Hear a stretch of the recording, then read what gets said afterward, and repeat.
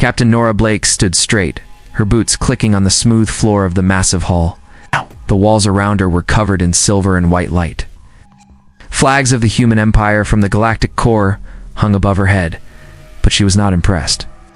She had seen this kind of power before. It was just noise. Her second-in-command, Daniel Ross, stood beside her, scanning the crowd. He whispered, "They don't like us here." "I know," Nora replied without looking at him. They were on the capital station of the galaxy's ruling human empire. After many years, Earth had finally been invited to join the galaxy's great nations. It was supposed to be a moment of peace, a moment of history, but something felt wrong. At the end of the hall, Queen Adrian Vale sat on her throne. Her crown sparkled under the lights. Her face was cold, proud, and sharp. She looked at Nora and Daniel as if they were dirt under her shoes. Nora took a slow breath. She stepped forward and bowed slightly, offering a symbol of peace.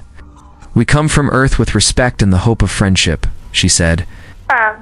There was silence. Then the Queen laughed. Not kindly, not with joy. Her voice echoed across the hall. "Earth, that old dirtball," the Queen said.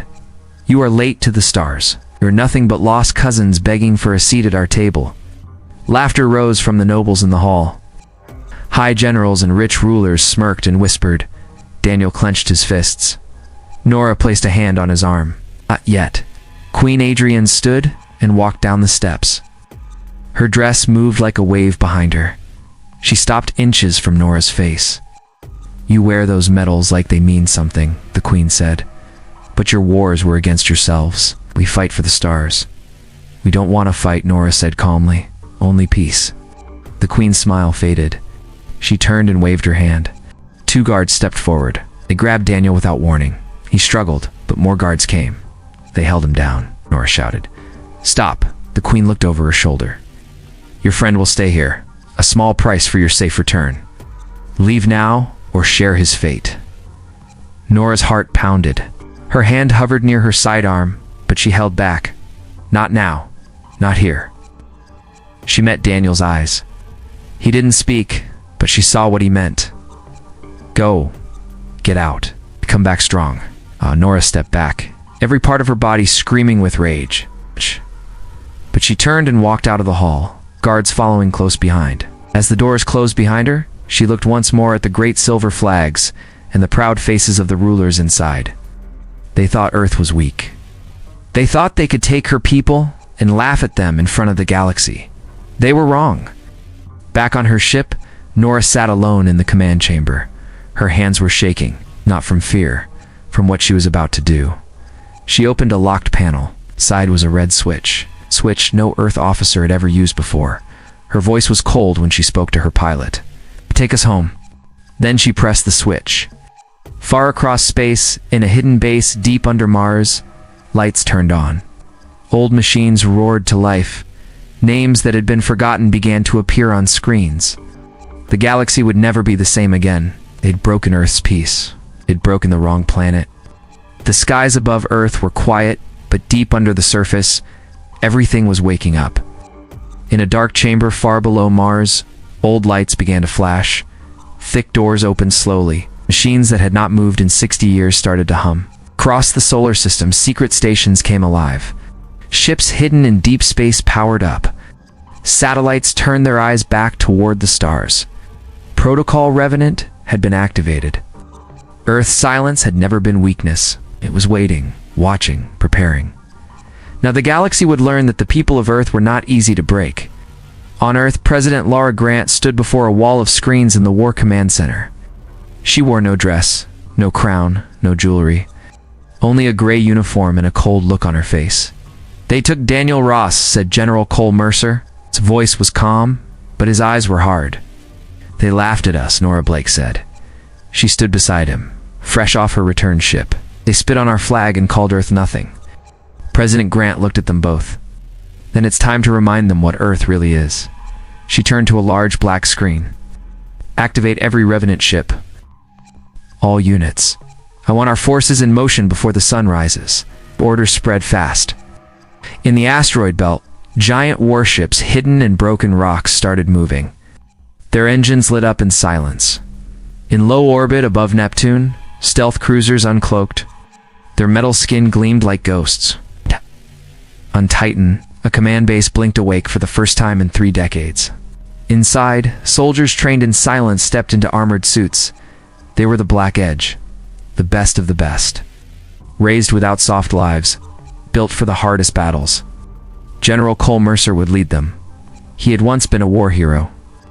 People thought he was dead, but he had been kept in the shadows, waiting for this moment. His face was marked with old scars. His voice was steel. "Tell the galaxy," he said. "Earth is coming." While Earth moved fast, the Queen of the Core Worlds stayed proud and blind. In her palace, Queen Adrienne Valel held a feast. Music played, nobles danced, her generals drank and laughed. Yet to them, the Earthborn were nothing but a minor issue. "They'll send letters," one general joked. "Beg us to return their little officer." "They have no armies," another said. "No power. They farm dirt and dream of space," but not all agreed. A young noble named Grant Pierce watched the Queen with worry in his eyes. His father had warned him that Earth was not weak. Earth had a fire inside it that no empire should test. He stepped forward. "Your Grace, I suggest we free the prisoner," Grant said. "Show them mercy and end this." The Queen stared at him. "You suggest we bow to peasants?" She said coldly. "No. Let them come if they dare. We will crush them." The room cheered, but Grant did not smile. Something in the air felt wrong. A few days later, a fleet appeared in the Outer Rim. No warning, no broadcast. Just ships. They were fast, sharp, quiet. They hit a mining station first. In 20 seconds, it was under Earth's control. Then they took a trade hub, a communications center, a weapons depot. Each time they left behind a message. "You touched one of ours. Now we are touching yours." The nobles stopped laughing. The Queen grew angry. She ordered a fleet to stop Earth's forces and never returned. Across the galaxy, people began to talk. The Earthborn had been silent for too long. Now their silence was over. The sky over the trade world of Vora turned red. People in the city streets looked up and saw strange lights moving fast across the clouds. There were no warnings, no alarms. Just the sharp sound of engines cutting through the sky. Then the power went out. Lights died. Screens turned black.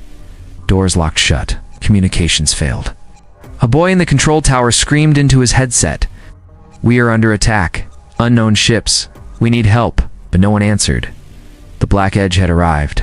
General Cole Mercer led the charge. His dropship tore through the upper air and hit the surface like a hammer. Behind him came 20 more. Heavy boots hit the ground. Soldiers moved like shadows, fast and silent. In less than 5 minutes, the entire city was under control. The guards of the Empire fired back, but their weapons failed. Their systems froze. Their codes were already broken. The Earthborn were not guessing. They knew everything. They'd studied every weakness, every signal, every path. By the time the sun rose, Vora was Earth's. Across space, other places began to fall. Outpost Dalen lost power for 6 seconds. In that time, Earthborn ships moved inside the shield and took the command tower. The crew surrendered without a fight. Colony Helen woke to find every weapon offline and every gate open. Earthborn troops were already inside their walls, smiling and holding the flag of Earth. The attacks were not wild or messy. They were clean, planned, sharp. People started to talk in quiet rooms. Earth had changed. Stories were true. They had power now. Real power. On the main ship of the Black Edge, General Mercer stood in front of a wide screen. The face of President Laura Grant appeared. "We have taken 8 targets," he said. "Minimal damage. No prisoners lost." "Keep moving," she said. "Hit the core lines. Break their trade. Show the Queen what she started." Nora Blake stepped into the room. "I want to lead the next strike," she said. "You just got back," Mercer replied. "I know where they'll strike next," she said, "and I know how to stop them." He looked at her for a moment, then he nodded. "Take a unit, make it loud." Nora smiled. On the other side of the galaxy, Queen Adrienne was losing control. Her ships were late, her stations were quiet. Her reports were full of words she did not like. Loss, delay, unknown. She called her top general, Elias Ward. He was a cold man, dressed in black, with a scar across his face. "Crush them," the Queen said. I don't care how. I will need full command, Elias said. You will have it, she replied. That night, he sent 20 ships toward Earth's line. Heavy ships, fast ships. Built for war, but Earth was ready. Nora Blake's unit met them in the deep clouds of Sector 7. She had only 6 ships, but they moved like blades. They struck from above, below, and through the middle. Her fighters twisted through tight spaces and vanished behind sensor lines.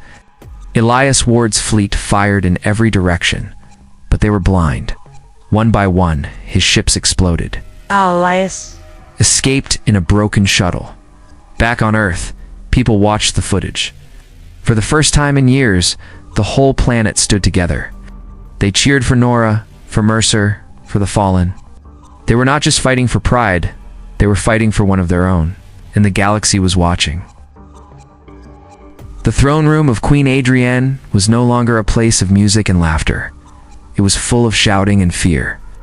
Guards ran through the halls, advisors argued. Officers showed reports that made no sense to them. One by one, her systems were failing. Supply lines were broken. Command centers were lost. Entire planets were no longer answering her calls. The Queen sat on her high seat, her face tight with anger. She held a golden cane in her hand.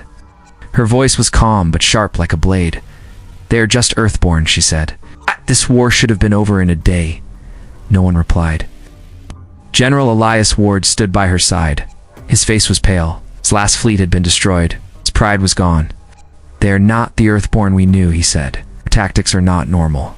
Their weapons are faster than ours. Their pilots do not miss. Then we crush their world, the Queen said. Hit Earth where it hurts. She gave the order to strike Earth's outer colonies. It's places where families lived. Farms, schools, old mining stations. She wanted Earth to feel pain. But Earth saw it coming. At a place called Line 7, Earth's forces waited.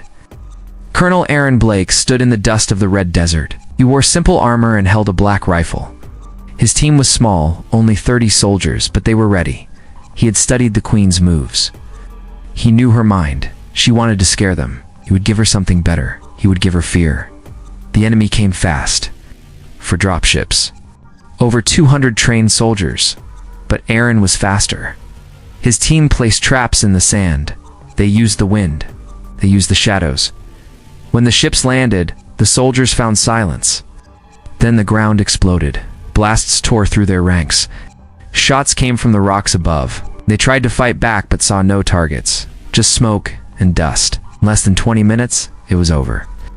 Aaron stood over the last officer. He looked into the man's eyes. You came for farmers, Aaron said. You found soldiers. Then he walked away. Back on Earth, the footage spread fast. The people cheered louder. Even children knew the name Aaron Blake. In the Queen's palace, her hands shook.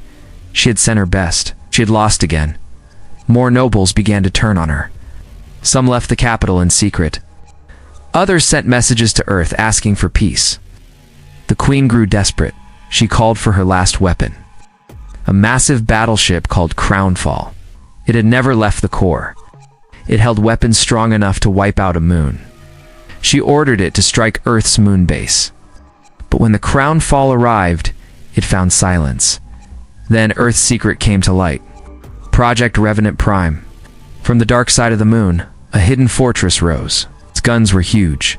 Its shield was thick. Its aim was perfect. In under 6 minutes, the Crownfall was gone. No escape. No warning.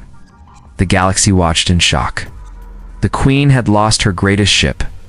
She had no more plans. And Earth was not done. Grant stood before the United Galactic Council. Her voice was strong. Her eyes clear. We asked for peace, she said. We're given chains. Now we give freedom. Behind her, Earth's flag waved in the wind.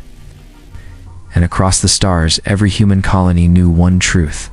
The age of silence was over. The age of Earth had begun. Queen Adrienne stood alone in her throne room. The hall that once held nobles and music was now quiet. The banners on the walls were torn.